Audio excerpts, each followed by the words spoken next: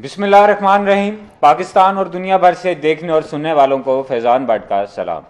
नाज़रीन, अगर सबसे पहले हम बात करें सियासत की, क्योंकि इसी से रिलेटेड अब हमारी आवाम भी है, वो भी इंतज़ार करी कब सियासत में सुकून आएगा और उसके बाद आवाम में भी आएगा। और अगर PDMA की बात की जाए तो पाकिस्तान पीपल्स पार्टी की जानिब से कुछ ज़राए के मुताबिक हमें पता चल रहा है कि वो खासी नाराज़ लग रही है और उनका ये कहना है कि हम नून लीग को फॉलो नहीं कर सकते। और उसमें एक जो बुनियादी वजह ये भी बताई जा रही है कि पाकिस्तान पीपल्स पार्टी फिर भी एक सूबे को हेड कर रही है, उसके पास फिर भी एक गवर्नमेंट है, लेकिन नून लीग के पास कुछ नहीं है। इस वजह से कुछ इस तरह के इख्तलाफात और जो नून लीग का बयानिया, स्पेशली नवाज शरीफ साहब का जो बयानिया और मरीम नवाज साहिबा का जो बयानिया है, पाकिस्तान पीपल्स पार्टी के जो सीनियर रहनुमा हैं वो इससे थोड़े दूर ही हमें दिखाई देते हैं। इस पर भी हम यहाँ पर बात करेंगे।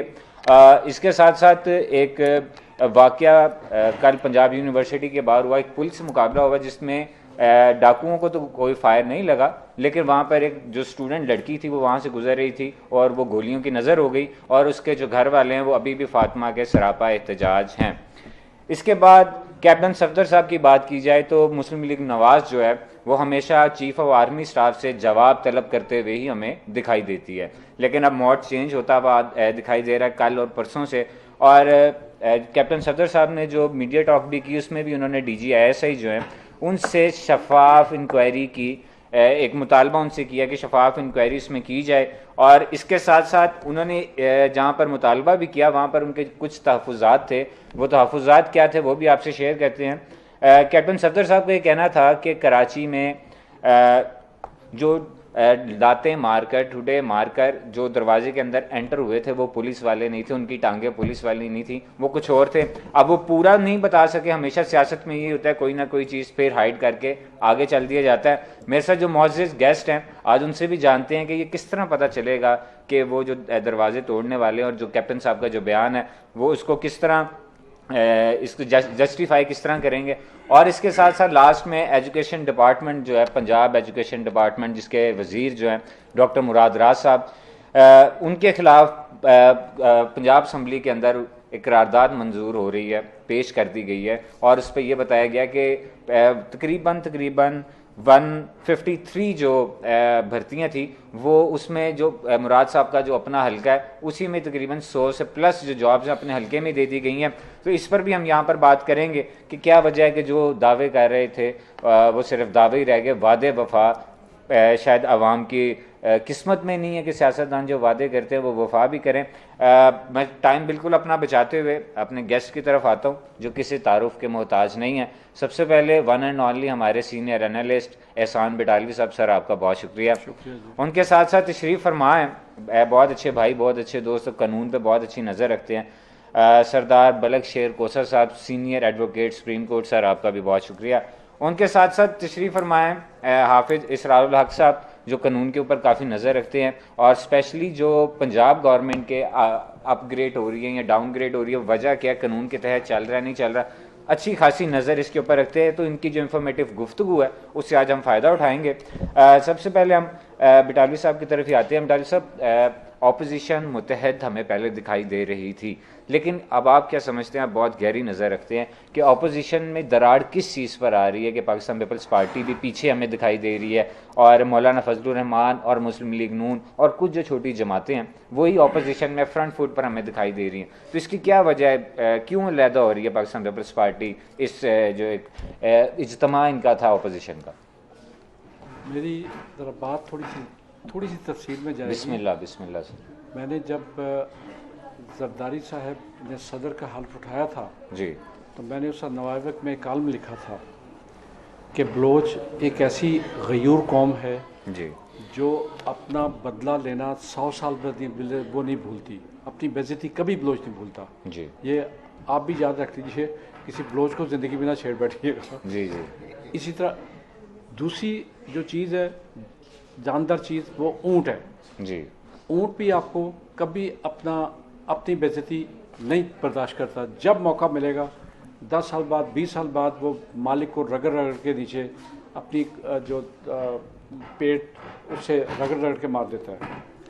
मैंने उस वक्त ये लिखा था और उसके बाद भी जब इन लोगों ने जरदारी साहब के साथ ये सलूक करना शुरू किया कि हम गर्दन से पकड़ के घसीटेंगे, हम गिरबान में हाथ डालेंगे, हम पेट फाड़ के चीज़ें निकाल लेंगे। जी देखिए ये सियासी लफ्ज़ पहले तो जो सोचना चाहिए, ये सियासी लफ्ज़ ही नहीं है। जी आपने कानून आपके पास है, जैसा मैं तो इमरान खान की भी मुखालफत करता हूँ इस बात पे, जी जब वो ये कहता है कि मैं इन्हें नहीं छोड़ूंगा, भी तुम कौन हो? जी कानून मौजूद, अदालतें मौजूद, लोग मौजूद, मुद्दई मौजूद, आप मुद्दई बन के आप क्या मतलब हुकूमत पाकिस्तान मुद्दई बने सारे, तो आप कौन हो? जी मैं तो कोई लफ्ज़ एग्जिस्ट नहीं करता दुनिया में। जी तो उस वक्त मैंने कहा था कि जरदारी साहब ने अपना इंतकाम, अपना गुस्सा नहीं भूलना, जो मर्जी आ जाए। जी वो बहुत माफ़ कर देने वाला बंदा है, लेकिन इस तरह की इंसल्ट कभी नहीं भूलता। जी अब जो जरदारी साहब, मैं अब ये मेरा एनालिसिस है, गलत हो सकता है, मेरे दोनों दोस्त इसको तरदीद भी कर सकते हैं कि वो अपना वक्त आने पे अब वो आज अपना इंतकाम ले रहा है इनसे। जी आप जब देखिएगा इन्हें किस तरह उसने अकेला करके उसने मारना है इन लोगों को, जी और ये सारे उसके घुटनों में बैठेंगे, उसकी जूतियां चाटेंगे और उसे कहेंगे खुदा का वास्ता की सूरत हमारे साथ चल पड़ो। जी उसे नहीं चलना। मैं साथ ये भी पेशगोई कर दूं। जी दूसरा आ गया, अगला जिक्र आ गया जिसको इन्होंने उसका पीडीएफ में का एम का सदर बना दिया। अफरीन है वैसे कि जहाँ पीएचडी मौजूद हो, जहाँ फॉरेन क्वालिफाइड मौजूद हो, जहाँ हर किस्म का क्वालिफाइड बंदा मौजूद हो,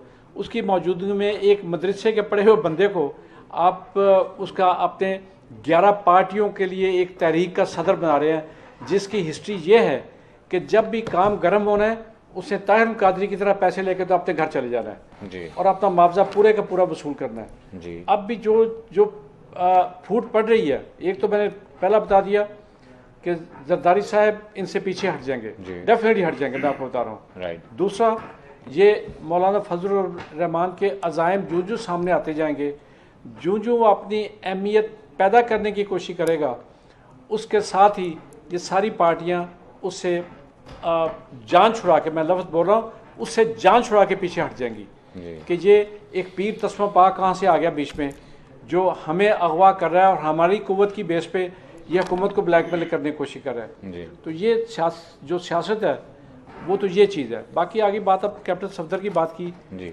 ये है झूठ, झूठ जमा झूठ, मनफी झूठ इज इक्वल टू झूठ। जी सूरत ये है कि मुझे ये बताएं, ये 5 स्टार या लोग पाकिस्तान के मुताबिक 7 स्टार है और इंटरनेशनल स्टैंडर्ड पे ये 4 या 5 स्टार होटल बनता है। जी इलेक्ट्रॉनिक की रिसेप्शन पे हर कमरे की मौजूद होती है। जी और जो पुलिस, जबकि पुलिस को, ये मेरे दोनों कानूनदान दोस्त बेहतर जानते हैं, 5 स्टार होटल में 5 स्टार कहलाता ही तब है कि पुलिस को एंट्री की इजाज़त मैनेजमेंट देगी तो होगी। जी अगर वो एंट्री की इजाज़त दे रही है तो उससे साथ की भी देनी थी कि ये लें जी आप जाके, अव्वल तो उसे अलाउ ही नहीं करना था, उससे नीचे से इंटरकॉम पे इतला दे देनी थी कि पुलिस आई है, हमसे जबरन उन्होंने की ली है और आपका दरवाज़ा खटखटा रहे हैं। ये था होटल का फ़र्ज़ अपना। जी इसका मतलब ये है कि वहाँ कोई ऐसा वाक़या हुआ ही नहीं जो दरवाजे तोड़ने वाला पॉसिबल नहीं था। जी और तारे तोड़ने वाला तार,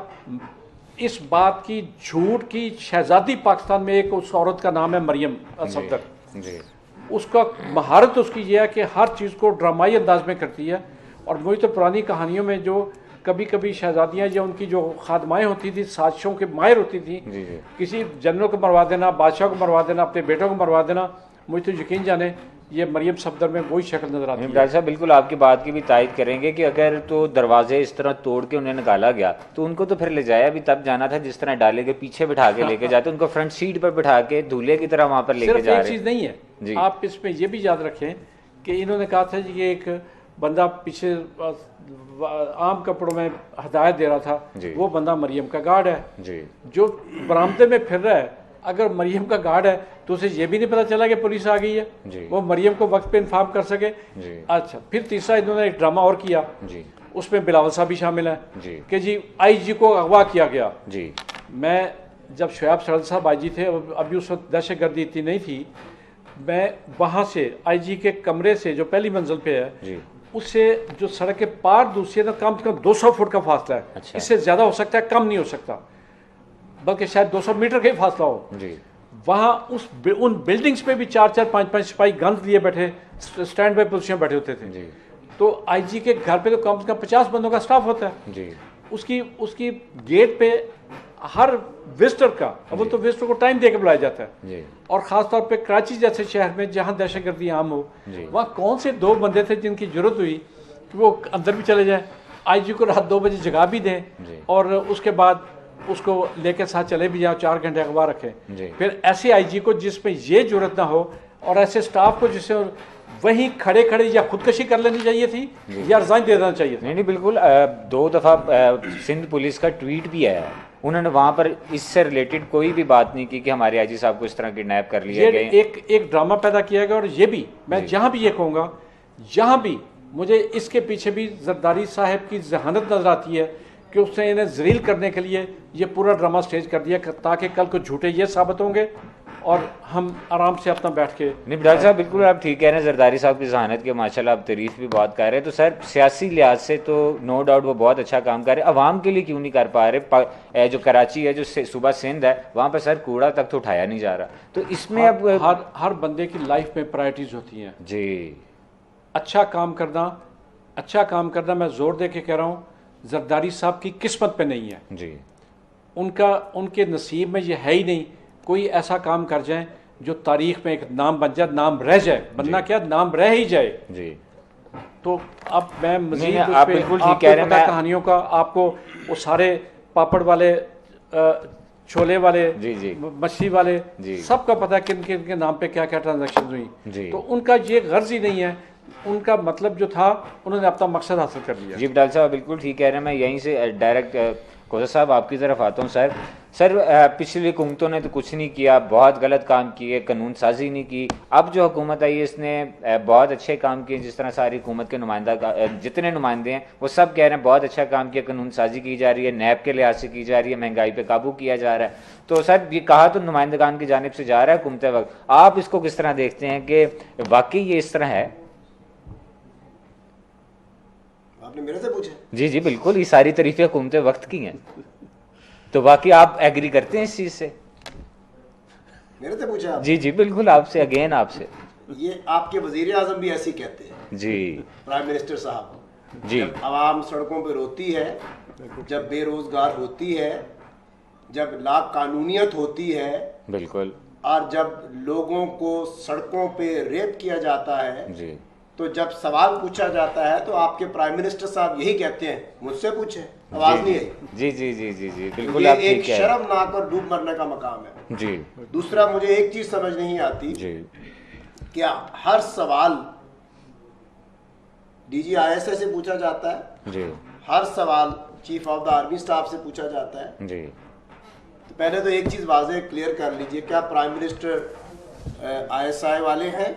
जी, क्या prime minister chief of the army staff हैं? जी, या आईने पाकिस्तान के तहत chief of the army staff और आईएसआई के चीफ मातहत हैं प्राइम मिनिस्टर के? जी, पहले तो आप अपनी जो एक सियासी जुबान है उसको दुरुस्त कर लें। बिल्कुल, आप सियासतदानों ने मिल के इस कौम का बेड़ा गर्क किया है जी, इसमें कोई दूसरी मुझे राय नहीं मिलती। जी, अगर आप कोविड से स्टार्ट हो जाएं, कोविड के बाद आज आप मुल्क की माइशत और मुल्क की हालात देख लीजिए तो पाकिस्तान ने डिक्लाइन किया है।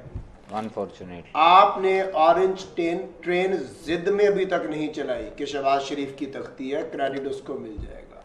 जी, अब आप चलाने जा रहे हैं, कितने खरबों का नुकसान आपने आवाम का किया। ऐसे ही आप अपने आपको जिस तरह अभी बटालवी साहब से मैं एग्री करता हूं कि क्या कोई पीएचडी नहीं था, जी, क्या कोई फॉरेन क्वालिफाइड नहीं था जी, जिसको आप उसका हेड बना लेते and the things would have been delivered in a better वे।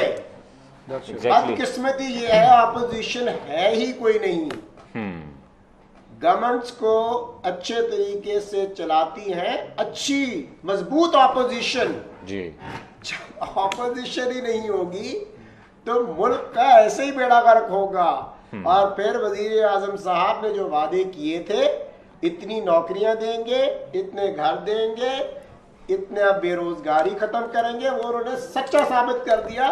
जब गरीबी खत्म हो जाएगा तो बेरोजगारी खत्म हो जाएगी। बिल्कुल, मुझे नहीं समझ आती कि ये किस तरीके से लेके चल रहे हैं। तीसरी बात, होटल्स के पीसी हो गया, मैरियट हो गया, इनके एसओपीज हैं, because I have been adviser to few hotels.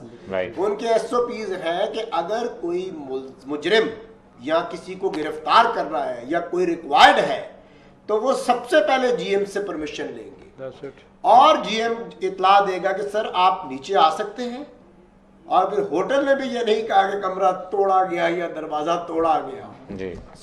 ये एक ड्रामेटिक चीज को जिस तरह किया गया, ओ भाई खुदा का वास्ता है मुझे बता दो कौन सी ऑपोजिशन अवाम की बात कर रही है और कौन सी ऑपोजिशन ये ट्रैफिक की बात कर रही है, कौन सी ऑपोजिशन पार्किंग की बात कर रही है, कौन सी आज खुदा ना खास्ता आज मैं सेशन कोर्ट से गुजर रहा था, सिविल कोर्ट से, तो मैंने अपने शागिर्द को कहा, मैं कहा खुदा ना करे एक मोटरसाइकिल में बम लगाओ सब तबाही फिर जाए 200-300। ओ भाई इधर बकायदा इधर एक सेल बना हुआ है जिसके एसएसपी है, जिसके डीआईजी है, ट्रैफिक का पैसे लेते हैं। तो खुदा का वास्ता सिस्टम को ठीक कर लो जी। इस सिस्टम को ठीक कर ले वजीर आजम साहब जी। ना कि ये 1-1 करोड़ 2-2 करोड़ एमएनए एमपीएस के बंद करें, वो अवाम में लगाएं, लोकल गवर्नमेंट का सिस्टम बहाल करें जिसका दिल करता है। पहले आपने तजर्बा किया चौधरी शुजात का, अब आपने तजर्बा किया इमरान खान का, तो बेड़ा गर्क किसका किया आपने जी। उस वक्त से डरिए जब अवाम का हाथ और आपका गिरेबान होगा, वो क़यामत से पहले दिन आने वाला है। यहाँ पे तुर्की की तरह आएगा एक दिन इनकलाब, खूनी इनकलाब आएगा इस मुल्क में अगर हमारे सियासतदानों ने अपनी जो सफ़ों को दुरुस्त ना किया। खुशब आप बिल्कुल ठीक कह रहे हैं। इसमें छोटी सी चीज़ ऐड कर दूं कि जितने सियासतदान जिन्होंने आज तक कुछ डिलीवर नहीं किया तो सर वो भी तो हम में से ही जा रहे हैं। और जब वो जिस तरह अब इमरान खान साहब हैं, जब वो आ गए हैं जिन्होंने कहा मैं तब्दीली करूंगा, वो कहते हैं अब मुझे ब्यूरोक्रेसी काम नहीं करने दे रही। ब्यूरोक्रेसी भी तो सर हम में से है। तो किस तरह ये शफाफियत करेंगे, किस तरह हम अच्छे बंदे लेकर आएँ और किस तरह ये सिस्टम को हम ठीक करेंगे। बिल्कुल ये मैं एक ब्रेक ले लेता हूँ, उसके बाद मैं आपसे यही पूछूंगा, यही जो क्वेश्चन। नाज़रीन एक शॉर्ट ब्रेक लेते हैं, वापस आके जो कौसर साहब की इंफॉर्मेटिव गुफ्तगू चल रही है वो दोबारा यहीं से उसका आगाज़ करते हैं। Please take a short break.